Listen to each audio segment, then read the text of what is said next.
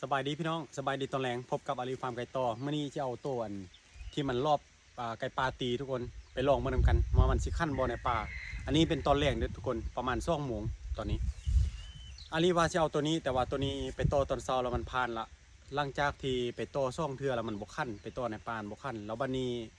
อายุมันแก่ได้ปีปลายแล้วมันก็ขั้นเนาะสำหรับตัวนี้อาลีไป2 เทื่อมันบกขั้นแต่5 บาทแล้วมันจบเลยทุกคนขั้นแบบว่าขั้นติดแล้วก็เศร้าเลยบอกว่าจะ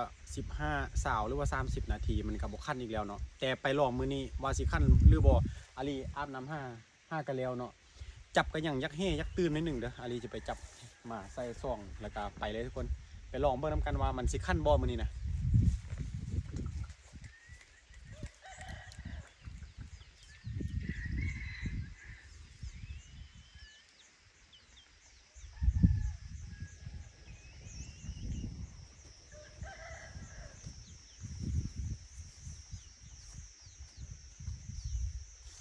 สังเกตเบิ่งง่ายๆทุกคนไก่ที่มันหรือว่าไก่ที่มันรอบเบิ่งนี่ห้างปีกตัวนี้มันจะมาปกตัวนี้ก่อนปกติแล้วไก่นะถ้าเราจับแบบนี้เหรอถ้าเราจับแบบนี้เนาะมันจะกุกแล้วก็ถ้าไก่ที่มันบ่รอบหรือว่ามันบ่ยานนั่นนะแต่อันนี้มันยานอาลีไปโตแล้วก็ถือไก่ปลาตีหลังจากนั้นอาลีมาปล่อยผสมเนาะได้ลูกได้ล้านมาจนมาฮอดปัจจุบันนี้อาลีห้ากระจับนะทุกคน ก็เลยเฮ็ดให้มันค่อนข้างแบบว่าเฮ่หรือว่ายานนิดหนึ่งเนาะตอนนี้แต่ตอนอาลีมาคอนอันช่วงทับอิฐท่านมันโดดตลอดแต่ว่าตอนนี้มากินข้าวกับมือเนาะอาลีก็เลยอาบน้ำให้มันแต่ก็ไปลองเบิ่งมื้อนี้ถ้ามันขั้นก็โอเคทุกคนอาลีจะคอนแล้วเอาตัวนี้ไปตัวนั้นผ่านละตัวนั้นไปลุ้นเบิ่งน้ำกันพี่น้องอาลีก็ลุ้นว่ามันสิขั้นบ่ขั้นก็คือสิคักอยู่ เพราะว่าตัวนี้ตั้งแต่เลี้ยงเยอะมายังบ่สะใจเนาะยังบ่คุ้มค่าเลี้ยงเยอะมายังโตบ่นั่นเถื่อไปโต2 เทื่อเนาะเทื่อไก่ปาร์ตี้ครับรอบเราต้องแบบเอาใจมันนิดนึงค่อยๆทุกคนเพราะว่ามันจะตื่นมันจะยานนะถ้ามันห้องแล้วมันเลี้ยวเลยแหละไปป่าเนี่ยมันบ่คั้นเลยถ้าเอาเฮ็ดมัน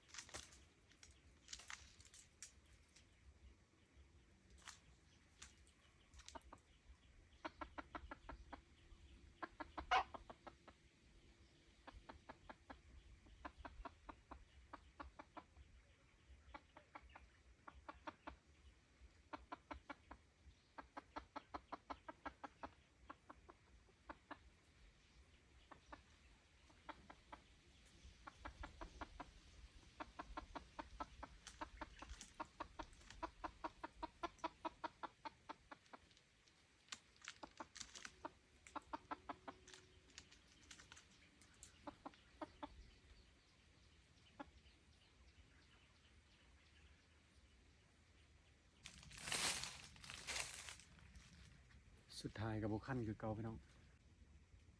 สิเก็บไว้แล้วสิให้มันเฝ้าพี่อินเมื่อกี้ก็แบบมันตอดเมื่อกี้นี่หัวมันขาดครึ่งเด้เนาะ